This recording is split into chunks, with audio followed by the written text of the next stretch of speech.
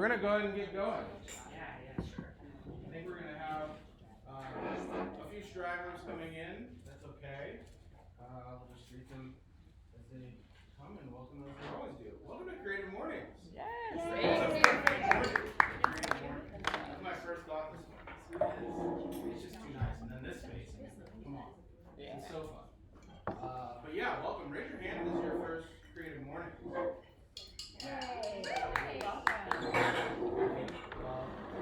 I'm Michael. I'm the local chapter host for Columbia. I'm the chapter host of Columbia because there are hundreds of chapters of Creative Mornings all over the world.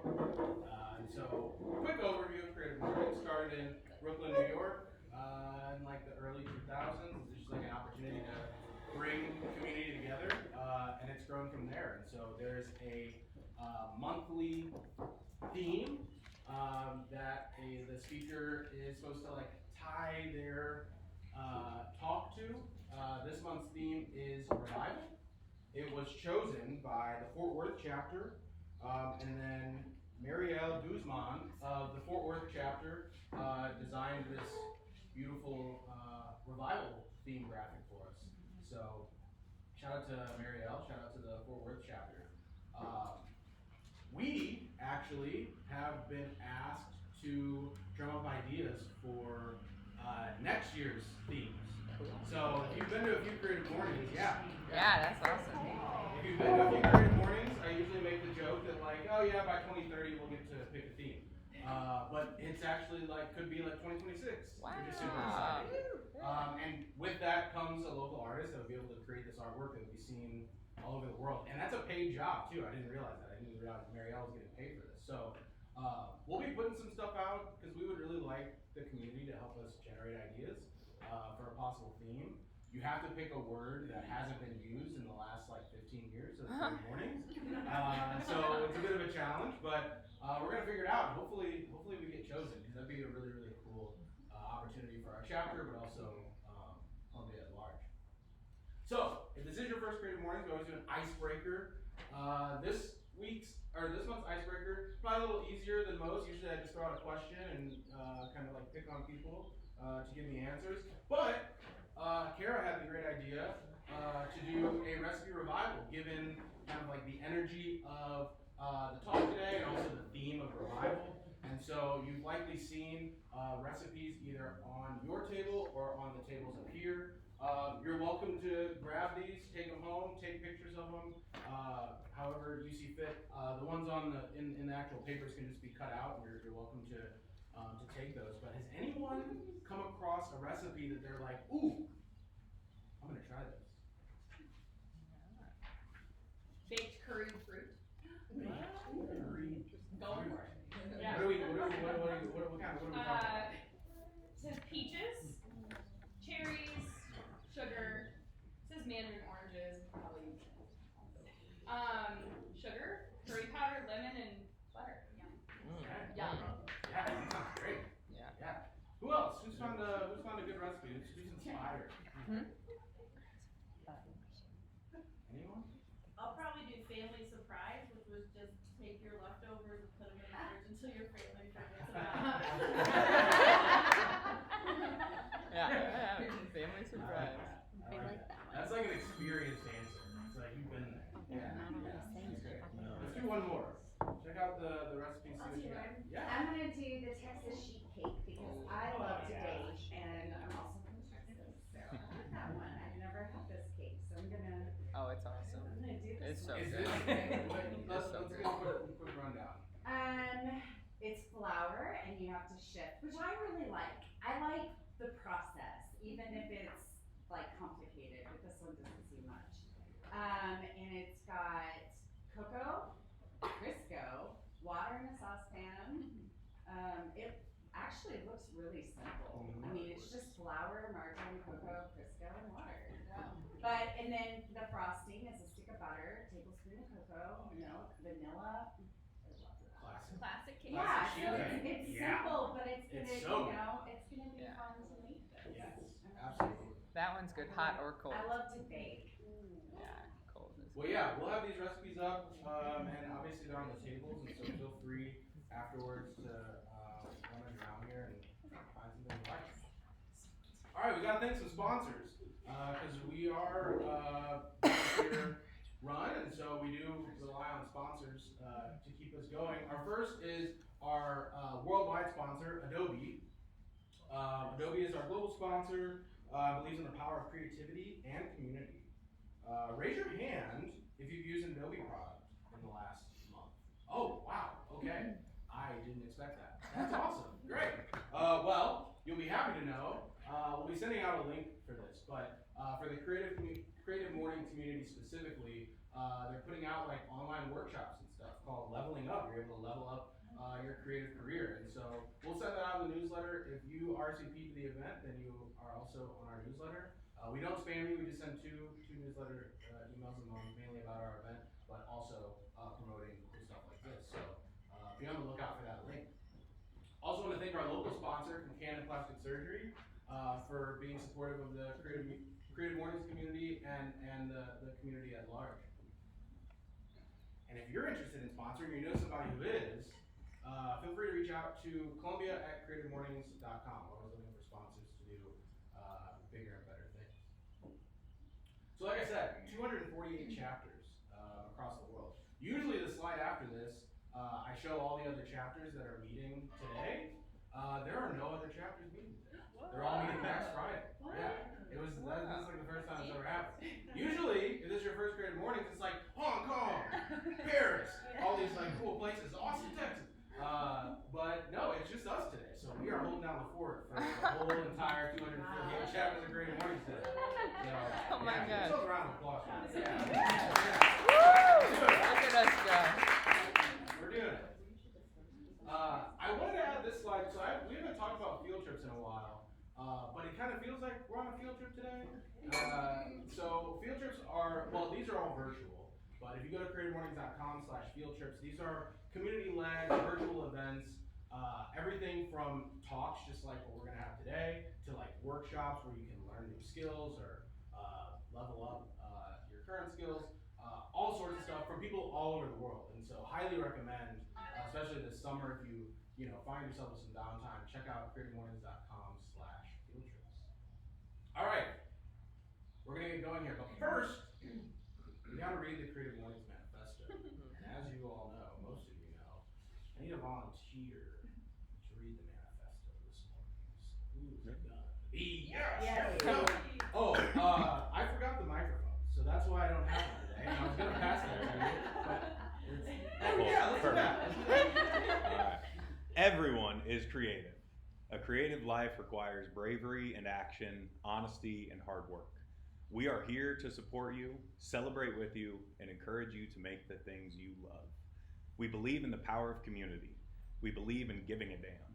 We believe in face-to-face connections, in learning from others, in hugs and high fives. We bring together people who are driven by passion and purpose, confident that they will inspire one another and inspire change in neighborhoods and cities around the world. Everyone is welcome. Awesome. Stand. Yes. Thank you. I'm gonna do this now. All right.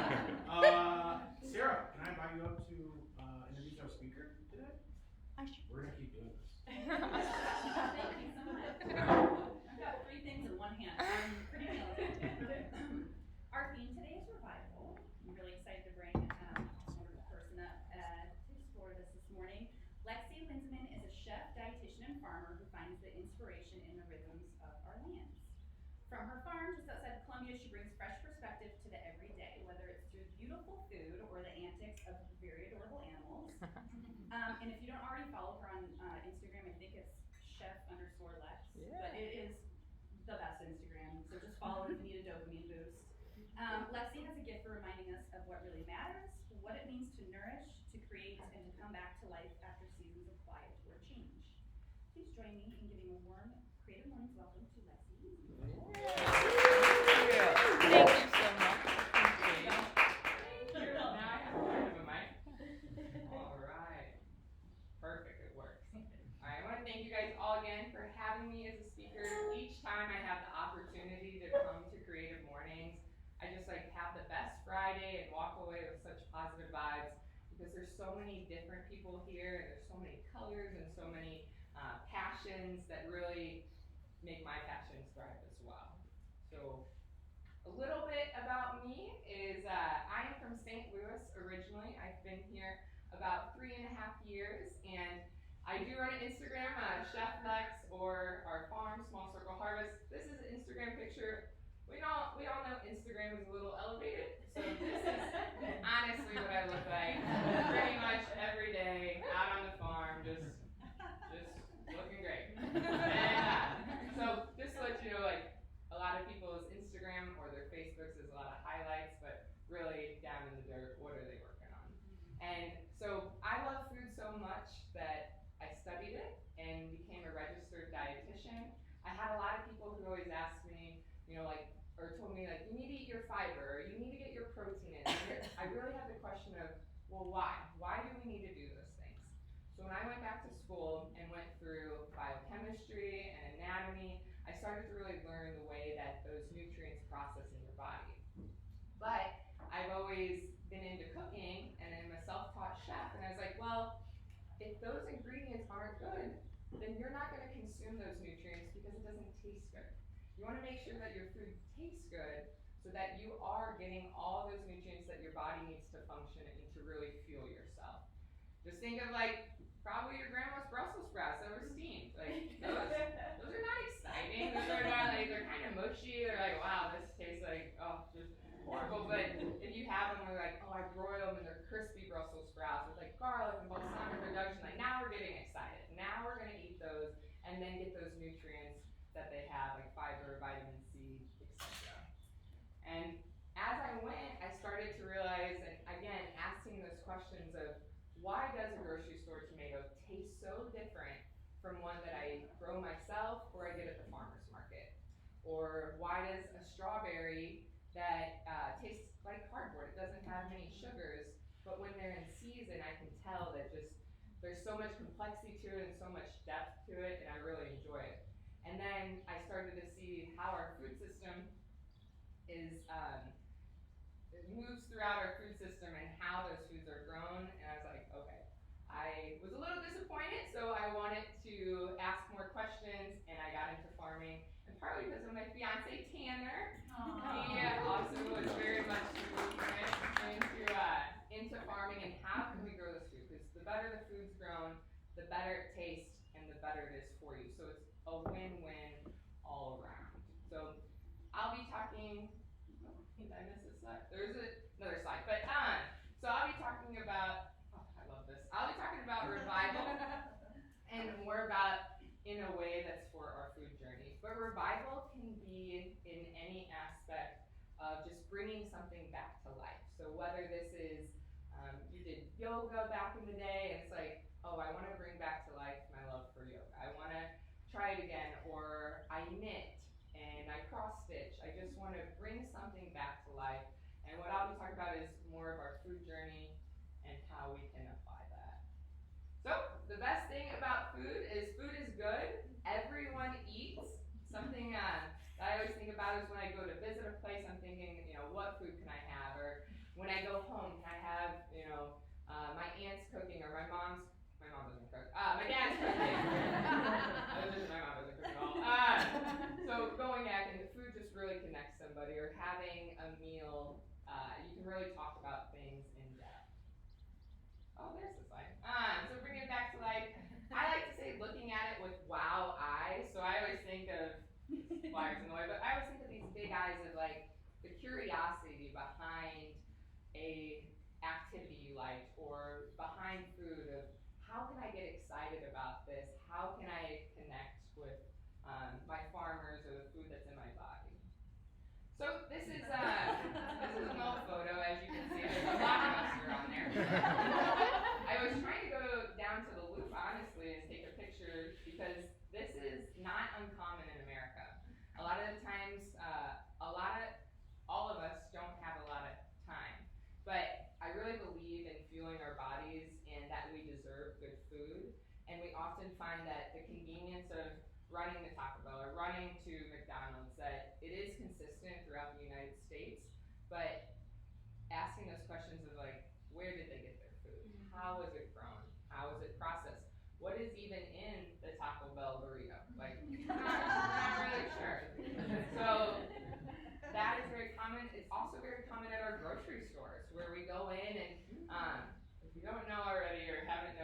do have ADHD, so I'm kind of all over the place. And these colors get you excited. They bring just like, oh my gosh, I love that, or the contrasting colors of reds and yellows really draw the eye, and they're actually hunger cues that we find. So these are very much to be enticing, and the way that this food is developed is very much to be addictive as well. So when I walk down like the grocery store aisle, and if I'm gonna break down in my mind, I'm a very visual person, if I break down like, okay, that's mostly sugar or corn syrup or soybean oil, like there's just so much in the stores that are made of the same compounds, but they are just processed in a different way to give you chips or to give you those cookies or the nutty butters. But I think about like Cheetos.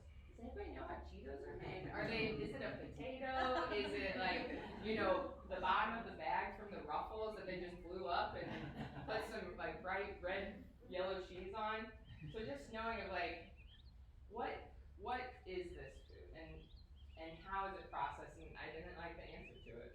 And so a lot of them are processed through our agriculture that is stripping the land of its nutrients, that we just keep adding soybeans, corn, soybeans, or I'm not going to show pictures of different hog houses that they have or concentrated animal feedlots. It's ones of like, how can we revive the soil and revive our land and our relationship with this food by asking these questions.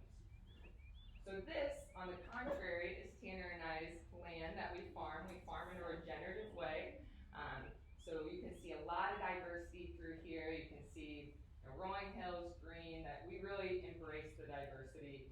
And the way we practice, I'll show you a little bit of the slides of different regenerative practices, but we're all about reviving the soil for soil health to make sure that we're having those nutrients. So it's a little picture of our cows, but right over here, we move them every day so that they're not on their own nitrogen but nitrogen processed grass, as Tanner calls it. If you step in it, it's okay. And so we move them off, and then they're eating a diversity. They're not just eating the candy that's throughout the land. They're actually in a paddock eating their vegetables, eating their fiber, eating their ragweed, eating diversity, so that when that's transpired to the meat that we get from the cow, then that is also in our body. So this is just him overlooking his little cows that we have. We're just about 10 minutes from here. And if you guys are ever curious about, regenerative agriculture, wanting to get in touch with your food, we're always welcome to come out and see it. So I guess I didn't pay for it, because you can see the cross stitching on it. But I thought I used works, but I guess I didn't. So what is regenerative agriculture? This can mean in a lot of different scenarios. So right there you saw how we revive the soil in a large land circumference, but you can also do this in your backyard, or you can do this with different container gardens. Right here, CCUA is a perfect example of how you can do this, and different resources that they provide as well. So just a little tidbit is it's meant to restore the soil, or revive the soil, since the word of the day, and ecosystem for health, address inequality, and leave our lands, water, and climate in better shape for the future. So here is what, we won't walk through here today, we'll just go to the demonstration garden. We'll kind of stand up, get a little movement in, and then come back and try some of the foods that CCUA has grown themselves, that they donate to the food bank and to the VA, to those who are really at risk for nutrient dense, or that really at risk for diet related diseases, to have nutrient dense food. So these are just some of the examples that we use to revive the soil of the crop rotation. So where tomatoes were planted one season, they're going to be planted a different season. Tomatoes take up a lot of calcium. You want to make sure to restore that calcium within its place, so that you're constantly moving it around. We have a diversity of crops, some soil amendments we use, like biochar, cover cropping, planting different natives. But this could be different tools in your toolbox to revive anything that you're into, whether it's the yoga or the cross stitching, or it's like, how do I get back into it? Do I, is it, I need to get some yarn, or I need to get a mat for my yoga, or how do I use those tools in order to revive what you're into? And so just a little plug for CCUA, since we're here. I think this is a great mission works to enhance our community's health by connecting people to agriculture and the land through hands-on learning opportunities from seed to plate. So, again, love that hands-on learning with my ADHD, but we have just these opportunities to really connect with food. And this is our opportunity gardens that we have. It's for anybody with low income that they can apply, and we'll build them a raised garden bed. You can see how happy everyone is with their food that they have, that they're growing. And this really becomes a huge resource for them of not only reviving their own health with food, but also giving it to their neighbors or passing it out or having people over for dinner. I just grew some beautiful collards and come on over and let's eat together. So food is very much connected, and this is just a small example of how growing in your own home can look like as well. And this kid is my spirit animal. I love this picture so much. He is just that could be my backstory. Enjoying life, just in it, oh my god, I could talk so much about that photo. But so again, Revive, these are just little ways. We have people who are in apartments, or maybe intimidating to grow your whole yard or do a raised bed. So we have little container gardens. This is diversity that we were talking about, those tools in our toolbox of different, just like people working together, and how do we make this great community or ecosystem. But if growing seems a little intimidating, that's okay. If you ever have questions or whenever you're ready, C-Suite has a lot of resources on our website for classes that we have. But if it's that seems like a little much right now, you can always go to the Columbia Farmers Market. That's right here. You guys made it, so now no excuses. We know where the Farmers Market is. It's this big pavilion right over here. It's open every Saturday from 8 to 12, and it's only closed on Christmas, Thanksgiving, and New Year's. So it's only closed 3 weekends out of the year because we put tarps down. It's very warm in there when it's winter, and so it's something that you have this resource to keep coming back to and getting food. And what's really unique about this farmers market is it's a producers only. Been to a lot of farmers market. I don't know if anybody when they travel is let's go check out Seattle's farmers market, or let's go to Detroit and check out their farmers market. But that's a hobby that I love to do. And here, being a producers only, who you're buying from is the actual farmer. That is someone that you can connect with and ask those questions of, how is your food grown? What's in season right now? Do you have any recipe suggestions? I don't know how to cook with hawks, or I don't know how to cook with oxtail. Those are suggestions that you can ask from them, and then, again, like I said, make those connections. We also have a Wednesday market coming up on May 28th, so it'll be the end of the month here. It's a little less busy. We still have great vendors there. It's from 4 to 7. So if a crowded area, if there's some music going on, stuff, if that's if that's overwhelming, then Wednesday markets are a really good resource to go to.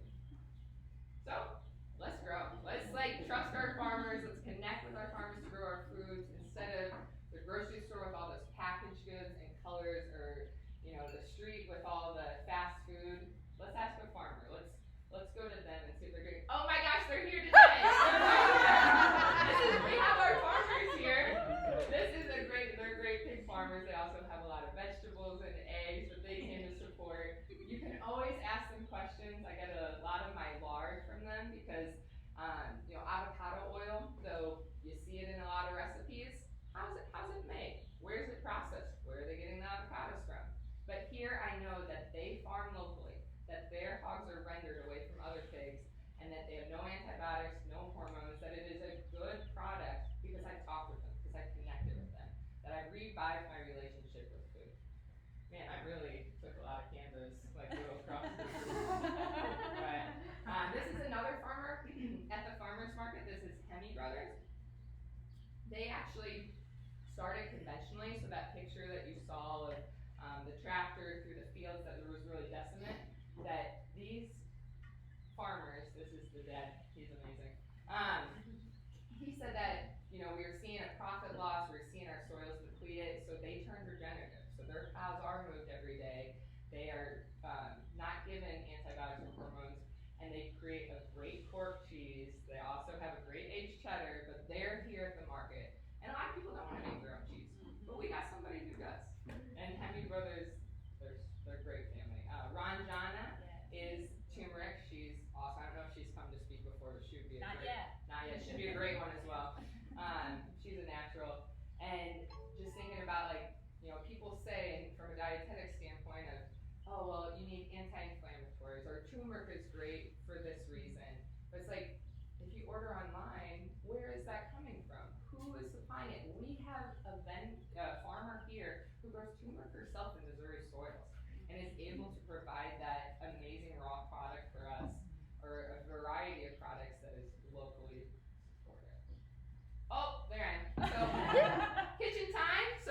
you, grow your food or you have all these ingredients from the market, what do you do with them? It's like, well, let's cook.